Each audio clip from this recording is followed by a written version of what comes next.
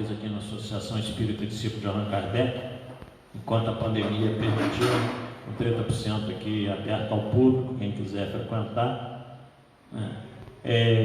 Na noite de hoje nós temos a palestra do Felipe, que é vice-presidente da casa, com o tema Jugo Leve. E antes da gente passar a palavra para ele, que ele está ali atrás filmando, né? Ele filma, ele fala, ele tem que fazer tudo. Nós vamos ler uma página do livro Vinho de Luz, Psicografia de Franciscano Xavier, pelo Espírito Emmanuel, capítulo 10, Levantai os olhos. Eis que eu vos digo, levantai os vossos olhos e vede as terras que já estão brancas para a ceifa. Jesus em João capítulo 4, versículo 35. O mundo está cheio de trabalhos ligados ao estômago. A existência terrestre permanece transbordando emoções relativas ao sexo. Ninguém contesta o fundamento sagrado de ambos, entretanto não podemos estacionar numa ou noutra expressão. Há que levantar os olhos e devassar as zonas mais altas. É preciso cogitar da colheita de valores novos, atendendo ao nosso próprio celeiro.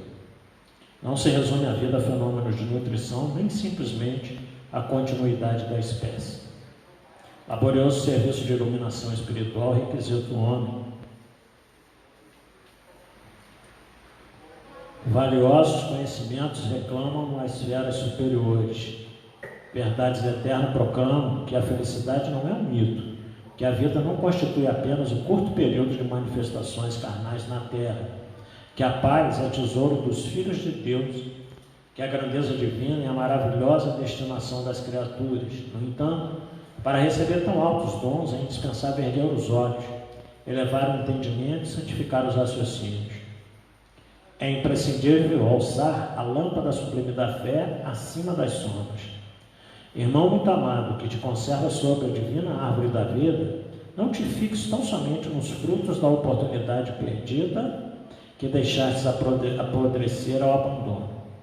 Não te encarceres no campo inferior, a contemplar tristezas, fracassos, desenganos. Olha para o alto, repara as fontes imortais, balouçando-se ao sopro da providência divina.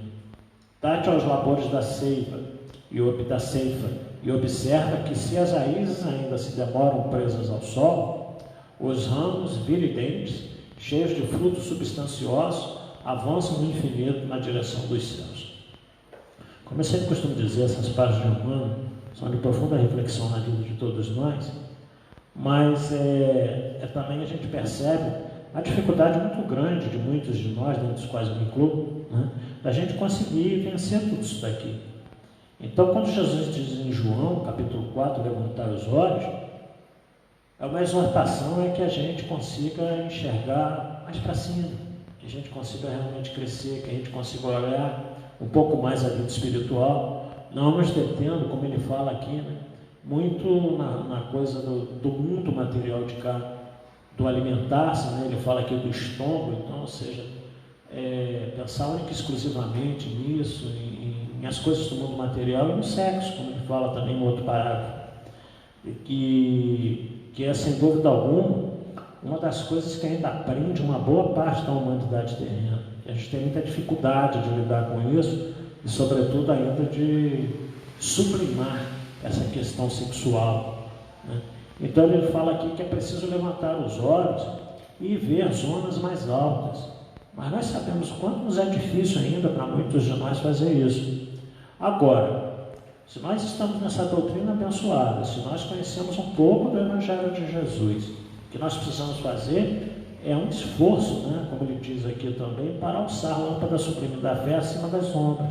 Então, ou seja, essa luta eterna, dessa dualidade aqui do planeta Terra, do bem e do mal, do certo e do errado, que a gente vive no dia a dia da vida de todos nós, assim como a luz e as trevas aqui, como ele cita nessa página.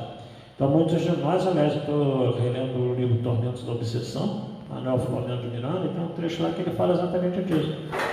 Porque nós somos tão arraigados ainda aos erros do passado, que mesmo nessa vida, nos fica muito mais difícil fazer isso que Emmanuel fala aqui, olhar os horizontes superiores, termos uma vida pautada mais nessa superioridade, É muito mais difícil fazer isso do que nos agarrarmos ainda às viciações que nós trazemos do passado. Então é muito mais fácil para a gente fracassar, é muito mais fácil para a gente viver esse tipo de situação, porque ainda estamos muito agarrados a isso que todos nós, ou boa parte da humanidade, viveu num passado muito recente, que são as nossas últimas experiências aqui na Terra. Bom, então fica essa página de alerta para todos nós, né, para que a gente possa realmente buscar esse serviço de iluminação espiritual, que é requisitado a todos nós, através da mensagem de Jesus. Sabemos o quanto é difícil, mas sabemos também que precisamos tentar. Então nós vamos fazer a página inicial, para passar a palavra para o Felipe, pedindo a Deus que na sua infinita misericórdia nos auxilie nesse momento, intua o Felipe através do seu mentor espiritual. Pedir também que abençoe a todos que estão aqui no salão, aqueles que estão nos assistindo pela internet, pelo Facebook ao vivo hoje, amanhã a partir do YouTube. Todas essas famílias sejam amparadas na sua graça, no seu amor. Que Jesus, o amigo incondicional de nossas almas, permita que esses espíritos consoladores aqui estejam junto de nós em todas as noites de quarta-feira.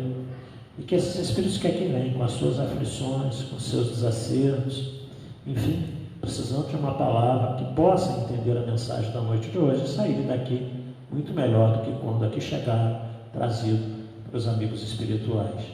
E assim que nossa Mãe Maria Santíssima, Mãe de todos nós, piedosa, entende as nossas misérias, está sempre junto de nós, ela possa nos envolver no seu manto de amor e bondade. Ave Maria, cheia de graça, o Senhor é convosco, bendita sois vós entre as mulheres, porque bendito é o fruto do vosso ventre, nasceu Jesus. Santa Maria, Mãe de Jesus, rogai a Deus por nós, pecadores, agora e na hora do nosso desenlace. Com essa prece nós pedimos amigos espirituais, na figura maior do Dr. Adolfo Bezerra de Menezes, mentor da nossa casa, para dar por aberta a palestra da noite de hoje. Que assim seja, graças a Deus.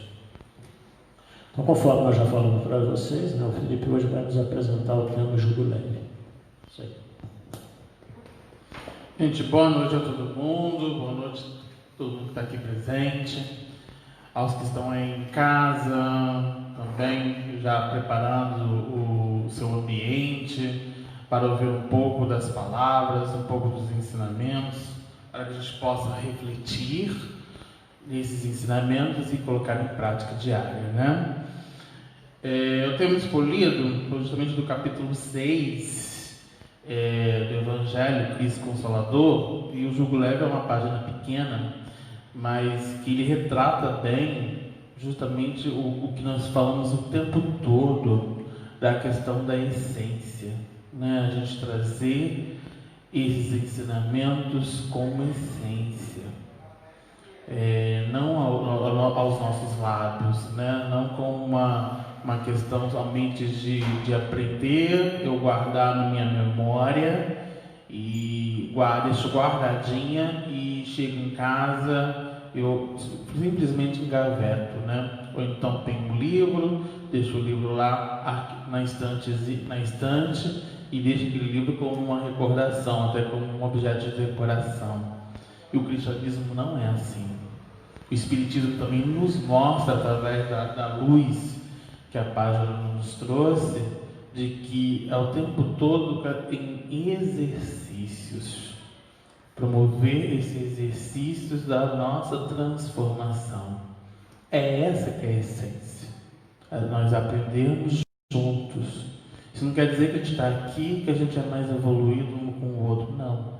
Nós somos um planeta simples e ignorantes, caminhando para a regeneração. Ainda não estamos na regeneração, apesar de Bezerra pontuar em algumas reuniões do Conselho Federativo Nacional, mas na última ele deixou bem claro de que ainda falta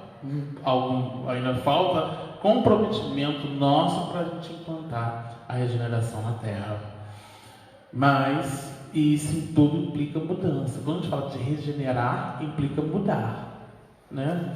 E para a gente começar, eu trouxe uma letra, não vou cantar, porque quem conhece Tim e Vanessa, a música é lindíssima e é uma dupla maravilhosa. Quem não conhece, entra lá no YouTube, tem muitas músicas dessa dupla. É uma dupla de música espírita, eles são de Belo Horizonte, Garotada adora, os jovens adoram essa dupla. E fora que a letra, a canção, ela nos remete a vários objetos de estudo, que é o que eu vou fazer hoje. O nome da música se chama Alívio. E como eu não tenho o dom de cantar, não tenho esse dom ainda, até porque a música é difícil, eu vou declamar para vocês a letra, para que a gente possa ali difundir o nosso estudo. A letra começa assim: caminheiro no caminho, em busca da direção, da expulsão do paraíso à terra da promissão. Do suor do vosso rosto angarieis o pão, do estertor de vossos partos. Estertor quer dizer agonia. O maná da evolução. Maná é um alimento. Então, da agonia de vossos partos, o alimento da evolução, né? Viver é crescer, e crescer é sofrido. Caridade, oração, alívio do coração. Semeador e meador, vinde a mim se estáis cansados. Meu peso é leve, jugo suave. Já não é sentida dor, bendito Consolador. Interessante na música que ela retrata o objeto do nosso estudo de hoje, mas o que eu achei interessante justamente no começo: caminheiro no caminho. Todos nós estamos no caminho, estamos faltando o caminho, e nós temos uma liberdade consoladora, libertadora, que nos mostra muito bem o caminho a seguir. E esse caminho, a responsabilidade que está guiando é justamente meus próprios pés, meu pensamento, e eu vou em direção ao que eu almejo. Se eu quero um caminho fácil, eu vou trilhar esse caminho fácil. Aproveitando de acabamos de falar de caminho fácil, nós fizemos na evangelização no sábado uma trilha com eles para falar de Maria de Magdala, né? E retratamos a porta estreita e a porta larga. E as crianças elas já analisaram de que o caminho tinha duas opções. Elas tinham que ir para um caminho longo e tinha um caminho curto para chegar. As crianças de imediato já sacaram, porque a evangelizada de criança esperta falou assim: bom, eu não vou no curto porque eu sei que vai acabar rápido. Aí tem alguma coisa aí. Não vou pro longo, tá? Até aí entenderam. Só que no meio do caminho dessa trilha, eles tinham que ceder. Por exemplo, eles pararam num hospital na trilha, né? E dentro desse hospital eles tinham que ajudar alguém dentro do hospital que está socorrendo. E aí, se eles não, eles tinham que optar por caminhar ou por ajudar. Se ele optasse por ficar no hospital, ganhava ponto. Se ele prosseguisse, ele não ganhava ponto. Então a ideia não era chegar até o final. A ideia era justamente ganhar ali uma pontuação do que ele está fazendo, né? E aí eu coloco muito bem dessa questão do viver é crescer, e crescer é sofrido. Nós estamos no capítulo 5, que é o capítulo anterior a esse estudo, que nos mostra justamente o caminho de dor, mas como um veículo de educação. Mecanismo de escola. A dor é escola. Não é justamente de ficar lamentando de que eu estou sofrendo, esse ano a pandemia acabou com todo mundo, esse ano está todo mundo passando por dificuldades, inclusive os nossos irmãos de fora do país, né? A gente está vendo Itália, França, outros países passando por necessidades em que muitas vezes já ouviu falar na televisão da África, de países menores, né? De países que já tem essa dificuldade, né? Mas a gente não está acostumado a ouvir uma Alemanha, por exemplo, uma potência passando por uma dificuldade, passando por uma limitação, né? E aí a música coloca: crescer é sofrido, Porque nessa passagem justamente nos coloca disso, de dor e sofrimento. Nós estamos num planeta de provas e expiações caminhando para essa regeneração. E essa regeneração pauta crises. E é aí, amigos, que vem a essência que a gente tanto fala.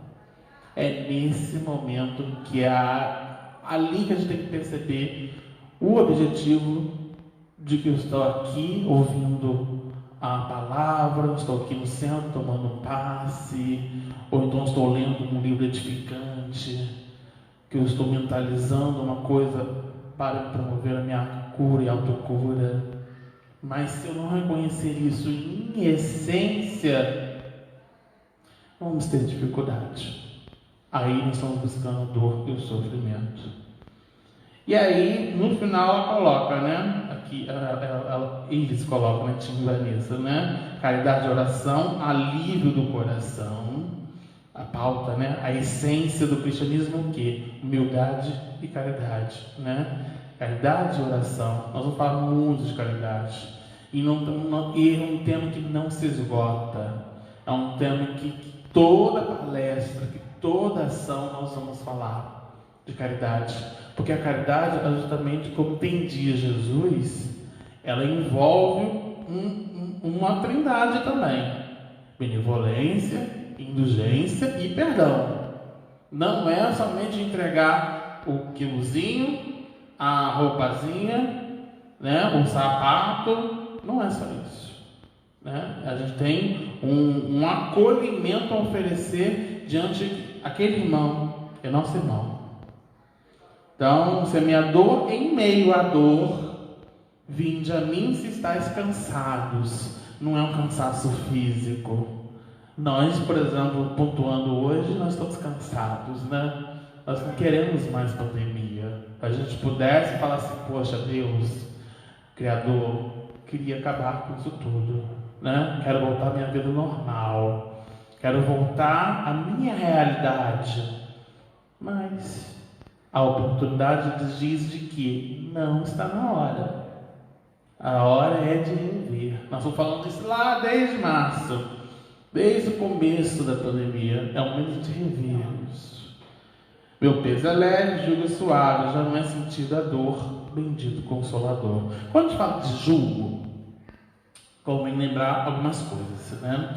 Jesus, ele falava num sentido figurado. Ele aproveitava a realidade que ele tinha daquele povo.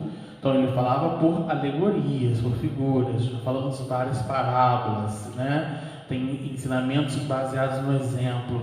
E esse ele usou um exemplo quando ele falou do jugo, né? Jugo é o quê? Jugo é uma peça de madeira, imagina uma peça de madeira que une dois animais, no caso bois, né? Eles se unem ali, peças feitas de madeira que é utilizada para unir dois bois, para que andem no mesmo compasso enquanto puxam um arado ou uma carroça.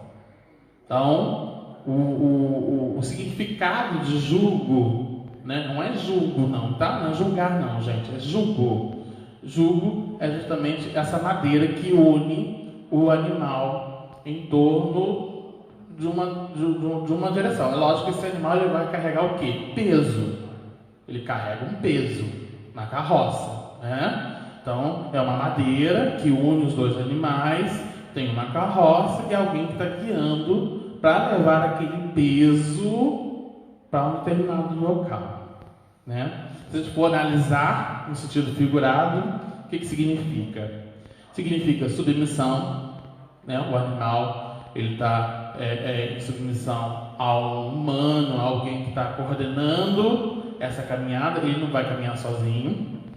Obediência, autoridade, domínio, opressão, quer dizer um estado, sujeição. E se a gente for olhar no sentido moral que nós estamos falando aqui, é justamente o estado que a pessoa carrega quando está dominada por seus problemas, como enfermidades, vícios, dívidas, etc. Né? Então, eu pensando, quando a gente está fazendo o estudo, é bom a gente lembrar de que é lógico, né? A gente olhando remetendo essa cena, a gente vê que os animais estão sofrendo, que estão carregando um peso, além de medida. Mas o barato, interessante nesse ensinamento de Jesus, de que no jugo ali, é a união de dois animais, eles estão dividindo o peso. É feita uma divisão desse peso. Então não fica tão pesado.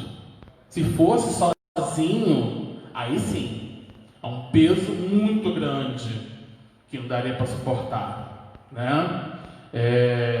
Então eles estavam ali equilibrando esse peso para que possam prosseguir aquele caminho. E esse peso gigante é justamente um fardo que dá para suportar, né? São problemas, são dificuldades que dá para a gente ali suportar. Se a gente for olhar bem, nós andamos pesados, né? Não é pesados de gordura, estamos pesados, né? Se a gente for olhar, a gente trazer a mala da reencarnação ou a mochila, quando a gente for fazer a nossa viagem, é uma viagem pesada, tá pesado. E a gente precisa o quê? Diminuir, reduzir, né? Deixar mais leve, deixar mais leve. Mas aí Jesus fala, ele justamente traz isso, que o jugo dele é leve, o fardo também é leve, com Jesus. Então, hoje justamente essa linha de raciocínio que nós vamos trazer para a nossa proposta de estudo de hoje. Então, o jugo é justamente esse ato de união. Une os seus irmãos. Ali está simbolizado nos bois. Mas nós estamos unidos no caminho, segurando um peso. Está pesado, mas em equilíbrio. Todos estão nessa faixa de equilíbrio. E aí, como bem lembrar, na questão 625, Kardec pergunta do tipo mais perfeito. Ele não pergunta o homem, o ser, ele fala do tipo mais perfeito. Os espíritos dizem Jesus. E aí eu queria frisar no comentário de Kardec. Kardec faz o seguinte comentário nessa pergunta. Ele fala o seguinte: para o homem, Jesus constitui o tipo da perfeição moral a que a humanidade pode esperar na Terra. É o único que a gente tem, é o tipo de perfeição que a gente tem que aspirar. Referência, exemplo, modelo. É ele que a gente tem que aspirar. Não tem outros. Deus nos oferece como o mais perfeito modelo, e a doutrina que ensinou é a expressão mais pura da lei do Senhor. Porque o Espírito Divino o animava, e porque foi o ser mais puro de quantos tem aparecido na terra. Vamos lembrar de que Jesus disse de que ele não veio destruir a lei, e sim colocar em cumprimento. E a sua pedagogia de ensino era justamente baseada na vivência, na realidade dialógica entre aquele personagem, para que ele possa buscar as respostas às suas limitações. E o Espiritismo vem trazer para a gente justamente essa liberdade consoladora, que o Espiritismo ele está aqui para consolar. Se o Espiritismo está aqui para justamente apontar o dedo e não te trazer o consolo, a gente precisa rever que a casa espírita ela tem o papel de consolar diante dos problemas, porque o nosso fardo está pesado. Nós estamos pegando uma carroça lá com um peso gigante. E estamos aqui com esse papel de pelo menos diminuir isso. Diminuir nossas dores. Papel de consolo. Consolar. Tanto que o Espiritismo é um consolador prometido. Né? É um consolador prometido por Jesus. E o jugo que Jesus se reporta é justamente a sua doutrina. A Ivone Pereira diz isso no livro A Luz do Consolador, no item Convite ao Estudo, ao que ela fala. O jugo a que Jesus se reporta é justamente a sua doutrina, o conhecimento e a prática das regras de bem viver, exposto no Sermão da Montanha e na revelação espírita. É a prática do amor, os deveres da caridade, a consciência dos princípios das leis eternas e a sua observância possível, divulgado no alto do Sinai. Então, Ivone nos convida de que o jugo está toda a essência dos seus ensinamentos que Cristo nos mostrou, nos trouxe um olhar diferenciado desse ensinamento.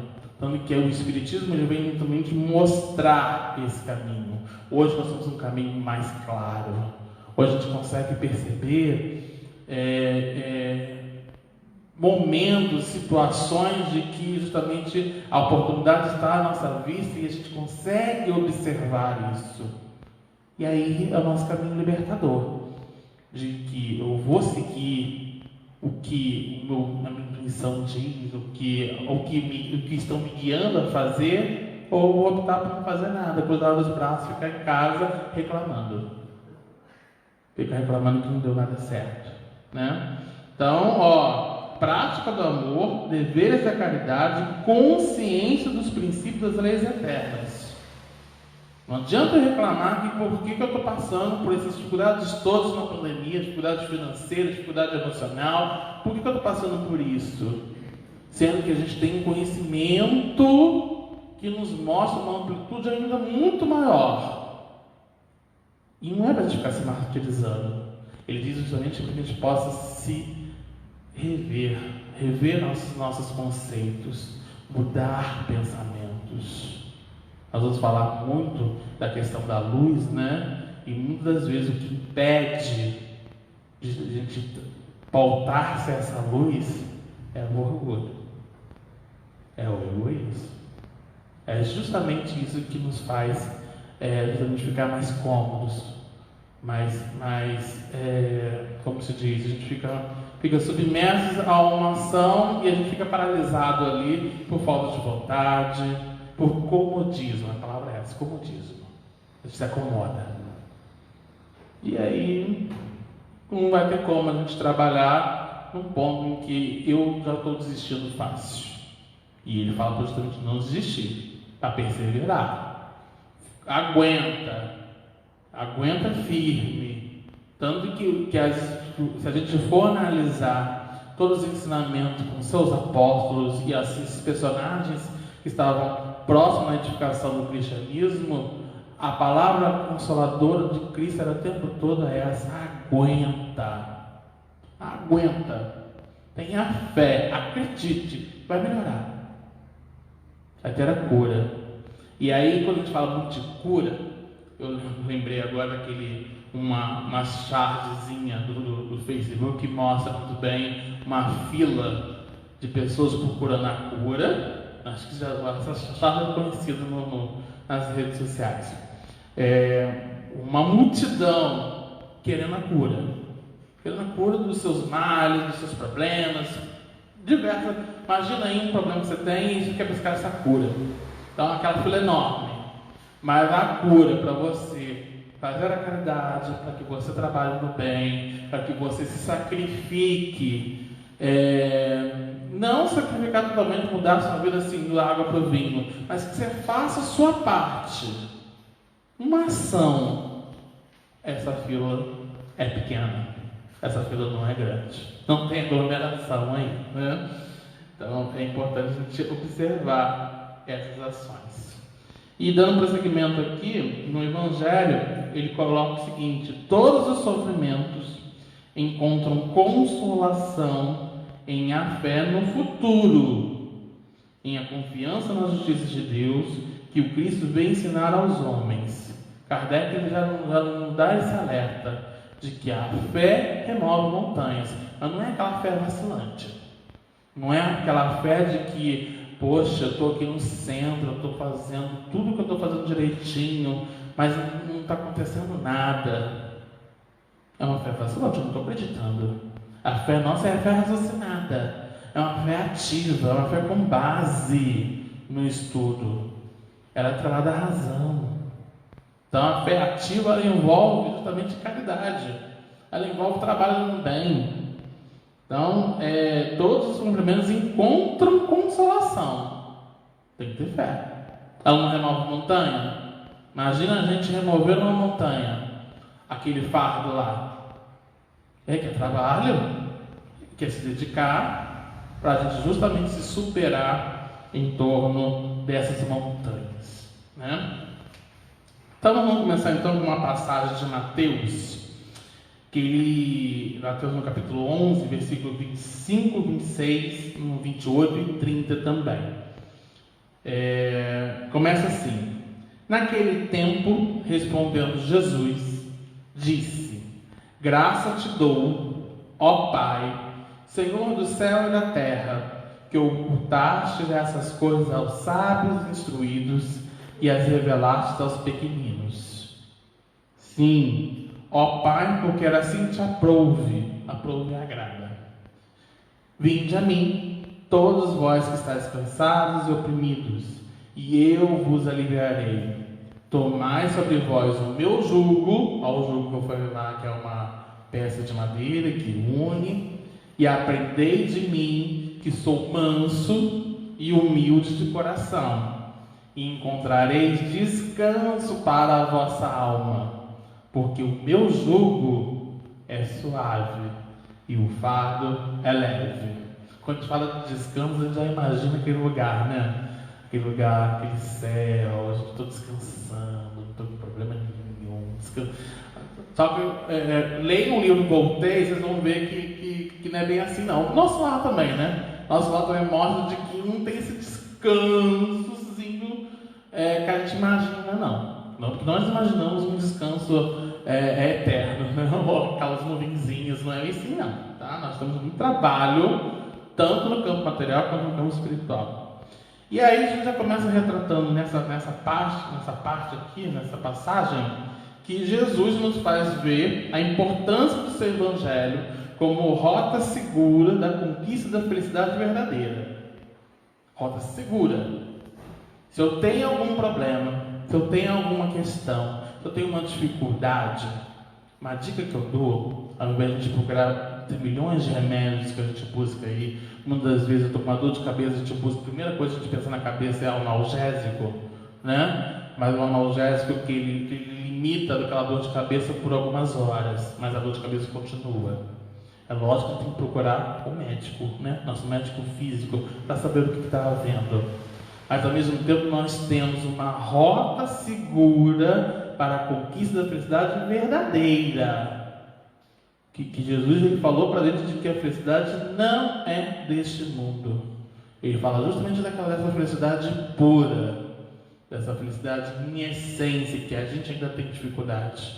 Mas a conquista da felicidade nossa verdadeira está pautada no Evangelho. Então, só tem uma dificuldade, o fardo está pesado, abre o Evangelho ao dia, abre ali uma mensagem, tem certeza de que ali tem respostas do que a gente tanto busca. E olha que é um livro de 1861, né? 61, acho que é mais ou menos isso. 64, obrigado, Robinson. 1864. Então tem até hoje essas respostas, porque são respostas de Jesus, né? São passagens que nos orienta ao nosso caminho, a reta desse caminho.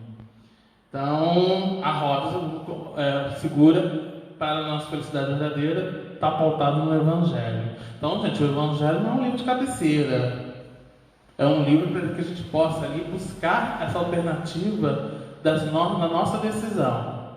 Eu já falei aqui em algumas oportunidades, no livro Paulo Estevão, no primeiro capítulo do livro Paulo Estevão, de que Estevão, na verdade Gesiel, né, passou por um grande problema ali na família, porque eles iam perder a casa. E o pai de Estevão estava irado, revoltado, porque eles iam perder a casa para o Império Romano. E ali o Gesiel mais Abigail, eles promovem ali um mini culto no lar para decidir e acalmar os ânimos. Estava todo mundo nervoso, principalmente o pai, né? Estava muito nervoso. E ali abriu, acalmou o coração, fez uma página e tal. Mas no dia seguinte o pai não aguentou.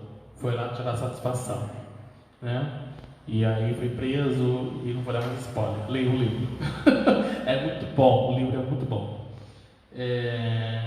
E aí tem isso, né? Tem as dicas, né? E aí que a gente vai fazer a nossa escolha, né? Eu leio ali, estou com a oportunidade, é dada pra gente a dica, a gente vai aceitar ou descartar. Igual lá na rede social, né? Eu leio, descarto, quero ler, então, passo para o outro, né? E aí a nossa tecnologia hoje, ela nos mostra caminhos de oportunidades de a gente seguir também.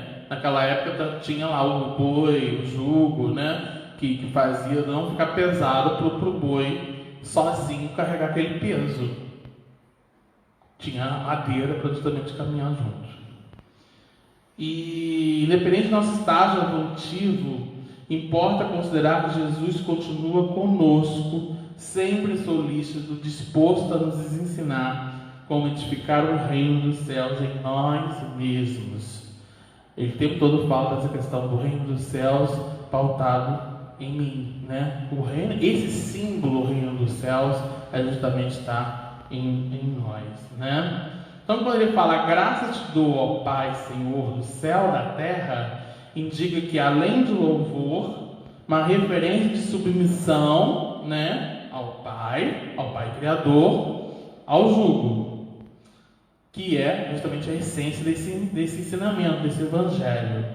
E aí quando ele fala o seguinte, que ele coloca aqui, ocultaste essas coisas aos sábios e instruídos e revelastes aos pequeninos. E aí a gente pode esquecer de que Jesus fala de que deixar ver as minhas criancinhas. Quando ele fala das criancinhas, ele nos traz à tona do poder da criança, da sua pureza, na construção da simplicidade, da humildade, daquele espírito. Que não podemos esquecer de que aquela criança ela é pequena, mas ela tem uma experiência milenar gigantesca. Então hoje não é de assustar de que uma criança de 1 ano, 2 anos, ela pega aquele celular rápido. Porque eles têm uma experiência gigantesca. Então aqui justamente para trazer essa experiência para nós, juntos, né? Então essa referência aos pequenininhos faz uma referência aos humildes, às almas pacíficas e boas, que se encontram abertas aos ensinamentos morais do Cristo. A criança está aberta a aprender. Por isso que eu não vou cansar de falar aqui do nosso poder, do nosso papel de evangelizar corações. Porque não adianta nada falar assim, menina, não pode jogar o papel no chão, porque você está poluindo o meio ambiente. Só que eu jogo o papel no chão e ela vai falar, pô, você não pode, por que você jogou? Perde o exemplo, perde a referência, perde a essência. Porque eu tenho conhecimento, mas eu não faço. E aí convém a gente pensar. E a criança, ela te dá essa dica, que é essa construção da pureza, essa construção da simplicidade, da humildade. E é um desafio nosso, uma responsabilidade nossa, educar esses corações. Eu não digo evangelização somente de vir aqui sábado, de trabalhar aqui na escola de evangelização. Não, é para a vida. É para os nossos sobrinhos, para os nossos netos, para os nossos vizinhos, seja qual for. Educar essa criança com um alimento moral, que a escola não vai propagar isso. Deus não esconde aos sábios e aos entendidos. É o orgulho que não deixa as vê-las. Quando a gente fala do sábio, eu lembro muito, é uma questão que eu acho muito interessante. Lá na parábola do bom samaritano tem lá o doutor da lei, que faz um questionamento para Jesus. Só que o doutor da lei é um doutor da lei esperto. Ele quer saber se Jesus sabe mesmo, se ele tem conhecimento, se ele entende dessa lei aí que está implantando, né? Ele quer retirar de Jesus um conhecimento. No entanto, ele faz um monte de perguntas. E a pergunta mais curiosa para esse doutor da lei, apesar de todo o conhecimento que ele tinha, ele justamente queria saber como que ia herdar a vida eterna. A mesma coisa que eu perguntasse para vocês assim, como a gente vai sair dessa pandemia? A mesma coisa que eu perguntasse aqui, como a gente vai sair dessa pandemia? Como que vai acabar? E aí Jesus, na metodologia de que ele não lhe dá a resposta pronta, não dá a resposta pronta, a única parábola que ele explicou detalhes foi a parábola do semeador. Mas as outras ele não deu a resposta pronta. Ele troca, o que você acha? E aí, o que você acha disso? E aí o doutor da lei, bom, testando. Então, amar a Deus sobre todas as coisas e próximo a você mesmo. Tá, legal. Mas eu falo assim, legal, bacana. E aí bateu a dúvida. Bateu a dúvida do doutor da lei. Que ele falou rápido, né? Mesmo que a gente fala o Pai Nosso, ele não sabe o que o Pai Nosso está falando. Né? E ele fala assim, pô, amar a Deus sobre todas as coisas. E o próximo? Quem é o meu próximo? Jesus, ao invés de falar de eu amo você, meu irmão e tal, nós somos o próximo, mais próximo, né? Ele conta a história. Ele conta a parábola do bom samaritano. E aí, na parábola do bom samaritano, ele já faz a pergunta: quem agiu com misericórdia, compaixão, tal? E aí ele fala, dá a resposta disso. Eu entro nessa questão do doutor da lei de que justamente de que sabem, tem conhecimento. Nós temos conhecimento da luz, da verdade. Mostra pra gente um clarão, um caminho a seguir. Nós sabemos. Hoje nós sabemos. Lá na época de Jesus tínhamos dificuldades, tínhamos limitações. Hoje temos também limitações e algumas dificuldades, mas já sabemos o roteiro a seguir e já sabemos um caminho a trilhar. Mas ele fala de que os sábios, entendidos, aquelas pessoas que se acham que sabem tudo, é o orgulho que não deixa chegar ao seu caminho, ao seu destino, né? E aí eu acho interessante, essa frase me marcou muito nesse estudo, que está no Evangelho, no capítulo seguinte, capítulo 7, no item 10. E os Espíritos falam o seguinte: o orgulho é a catarata que lhes torda a visão. Se a gente for ver o que é catarata, né? Hoje muitos têm a dificuldade de ver, e essa catarata precisa passar por essa cirurgia e tal, para que ela possa ver. E aí o orgulho é justamente essa doença que me impede de ver, que me impede de seguir, me impede justamente de pautar nessa essência que tanto a gente fala. E aí Emmanuel, certeiro, adoro Emmanuel, que Emmanuel ele é direto, ele fala para que a gente possa refletir, e ele é ponto final. O que ele falou é ponto final, não tem vírgulas. Ele diz o seguinte: apresentar-nos com volumosa bagagem de débitos do passado. A bagagem aí cheia de peso, está pesado. Ante a verdade, mas desde o instante em que nos rendemos ao desígnio do Senhor, aceitamos sinceramente o dever da própria regeneração. Avançamos para a região espiritual diferente, onde todo jugo é suave e todo fardo é leve.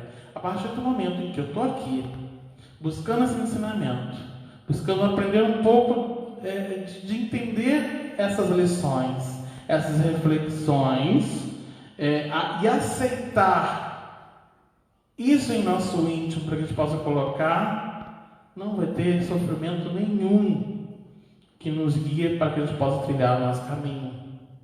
Por isso que é suave, o jugo é suave, o fardo é leve, não vai machucar. Apesar de deixar algumas marcas, a gente pode até verificar de apóstolos que passaram por esse momento de marcas profundas. Tem até uma página de Emmanuel que fala disso. Mas não fica pesado, não fica um fardo mais leve, mais seguro, né? E suave, né? Esse jugo. E aí, é interessante no ponto que ele coloca que Jesus respeita o livre-arbítrio dos seus interlocutores, de aceitar ou rejeitar as suas sábias orientações. Não nos esqueçamos de que o Evangelho é para ser semeado e a partir daí germinar, crescer e frutificar o coração. Na lei de amor, tem também lá que o espírito deve ser cultivado como um campo. Cultivado como um campo. Nós estamos aqui justamente em pleno aprendizado, o tempo todo. Não estamos prontos, ainda não estamos prontos, né? E vai demorar um tempinho ainda para que a gente possa estar totalmente nessa prontidão toda. Mais interessante colocar de que respeita o livre-arbítrio. Um dos exemplos, a Solange até fez uma palestra aqui, que fala do mancebo rico, do moço rico, que teve a oportunidade, perguntou para Jesus, também da questão da felicidade eterna. Jesus fala: vende tudo que tens e vem e segue-me. O moço rico não foi. Ele não foi. Justamente porque ele pensou de que ele estava muito jovem, tinha muita coisa ainda para seguir, tinha muita coisa para pensar, e aí não foi.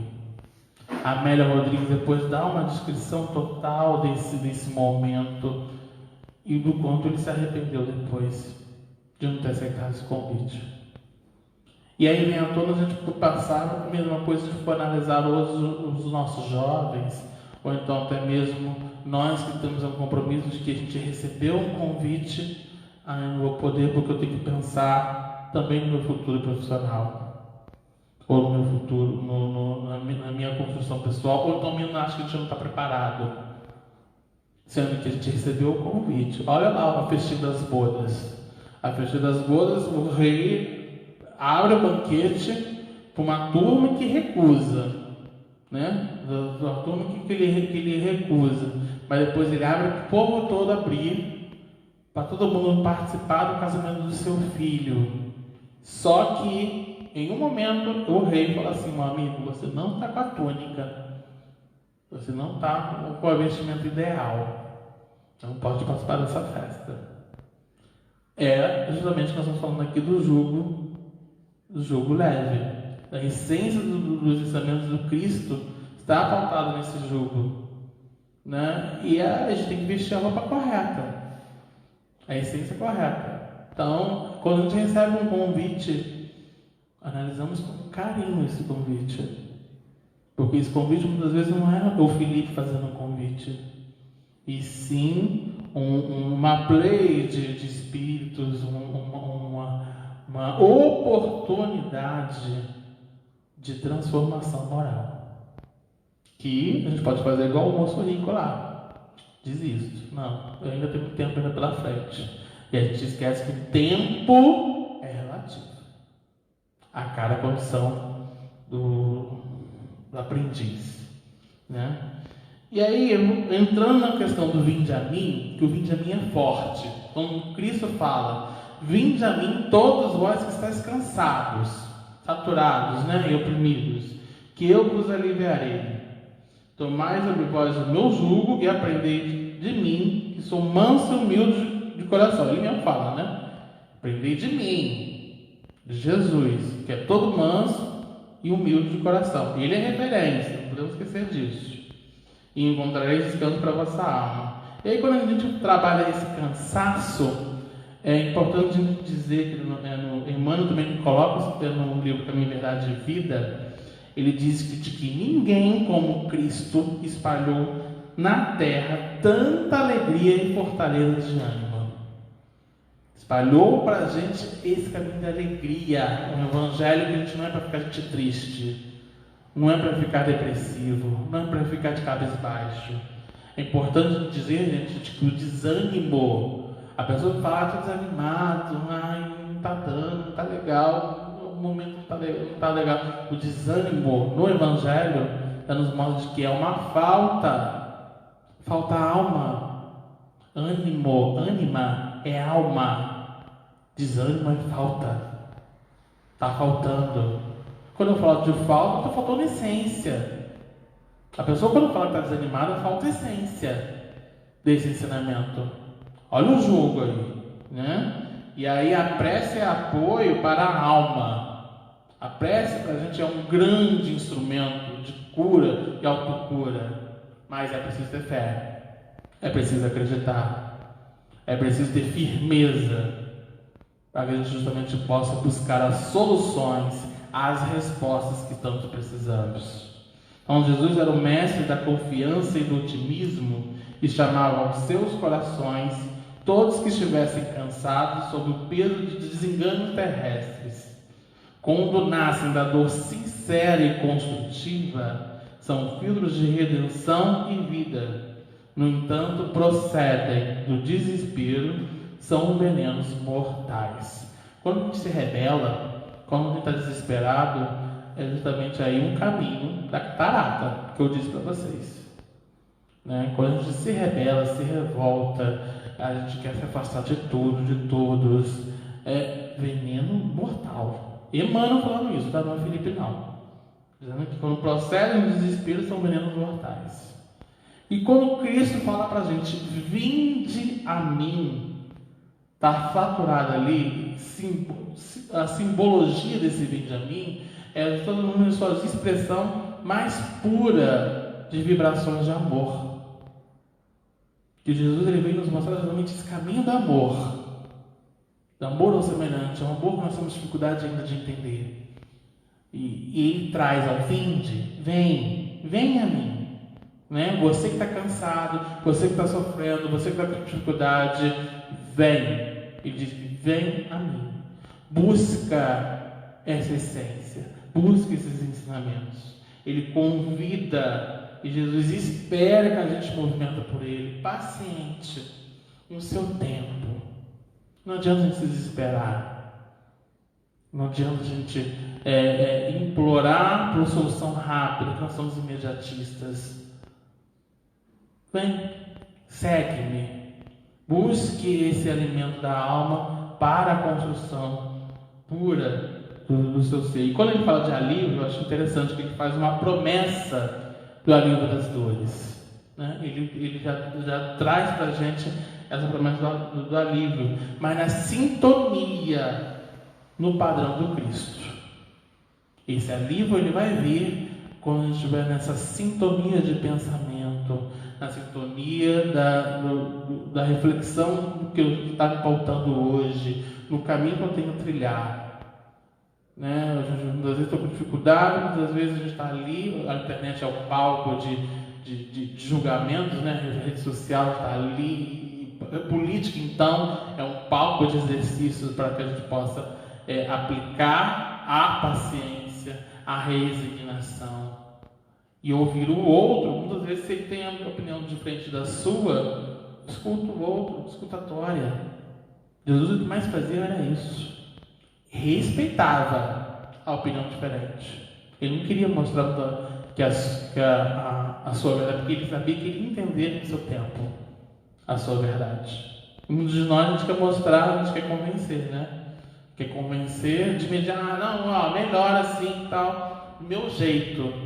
E às vezes o seu jeito não é o mesmo para o outro, né? Então ele oferta o alívio, mas a cura, ou então para diminuir aquele fardo pesado, depende de nós, depende da gente. Então, indica ali a possibilidade de nos libertarmos do peso das provações. É um apelo sincero que assemelha as mãos estendidas ao abraço fraterno, ao secar de lágrimas, a oferta de ombro amigo e também manifestação do socorro, consolo e proteção. Por isso que eu digo e repito que a casa espírita, a doutrina espírita, ela vem trazer para a gente esse abraço fraterno. E a gente vê o quanto é importante nesse momento em que nós estamos passando por uma dificuldade pontual, né? E os nossos irmãos estão fazendo atendimento fraterno via online, né? Pessoas estão ligando, estão buscando na internet um auxílio, uma compreensão da sua palavra. Porque tem vezes, tem hora que eu não estou com o evangelho na mão, não estou com nada na mão, eu preciso ouvir. Eu preciso ouvir alguém. Eu preciso ter essa palavra para estar nesse caminho. O atendimento fraterno é um grande recurso para que a gente possa ali buscar esse alívio na sintonia da palavra divina. E aí Vinícius ele coloca, Vinícius no livro das Pegadas do Mestre, ele coloca o seguinte: todos os males que nos afetam têm origem na falta de comunhão com Deus. Olha isso. Consequentemente, tudo que nos causa aflições, mágoas e sofrimentos resolver-se-á como por enquanto mediante o estabelecimento de nossas relações com a divindade. Então, tudo que está em falta é porque falta essência, falta comunhão com Deus, falta ser tratada com Deus. E para a gente finalizar, a gente não pode esquecer de que a força do amor é a única capaz de produzir a paz e alegrias duradouras. Quando a gente fala do jugo leve, o jugo de Cristo é justamente ao jugo do amor, que educa, promove o ser humano, sobre sua tutela conhecemos e colocamos em prática a sua doutrina, que se resume à caridade. O amor que tem aqueles estágios, é o ponto ápice do sentimento, é justamente esse amor puro que Cristo nos mostra em sua essência, de que ali pauta o seu jugo, para que a gente possa se educar nos sentimentos, nas ações, e ali, sob sua tutela, ali entender de que a caridade, amor e movimento. É justamente a gente pautar esse amor em aprendizado, um com o outro, que a gente está aprendendo junto, o tempo todo benevolência para com todos, indulgência para a imperfeição alheia, perdão das ofensas. Não vamos esquecer dessa trindade, porque ela é muito ampla num simples entrega do quilo.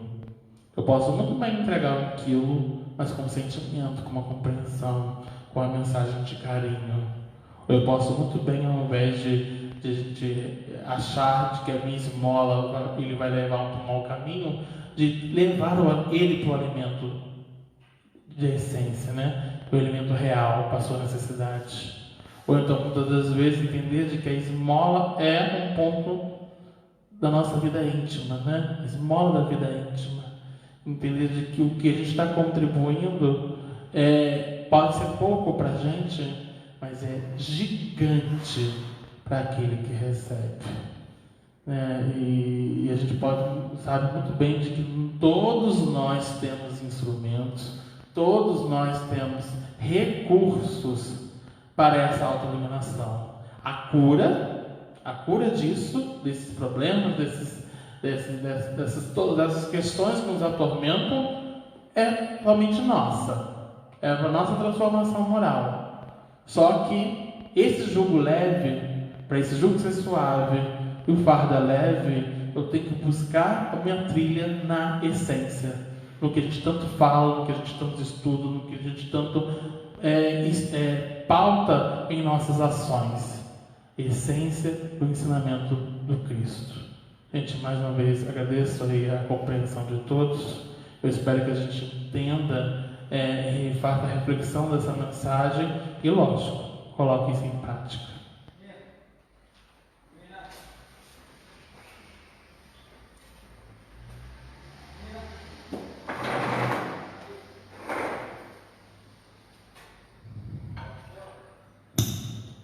Nós agradecemos o Felipe, a gente tem sempre dito que o Felipe é um desses jovens estudiosos da doutrina espírita, e é bom porque, com certeza, são esses jovens que substituirão nós, os mais antigos, que daqui a pouco nós estamos aí, o pessoal brincando, cantando para subir, mas de repente cantando para descer, não sei como a gente vai, mas que Deus te abençoe, então te ampare, que você continue nessa tarefa.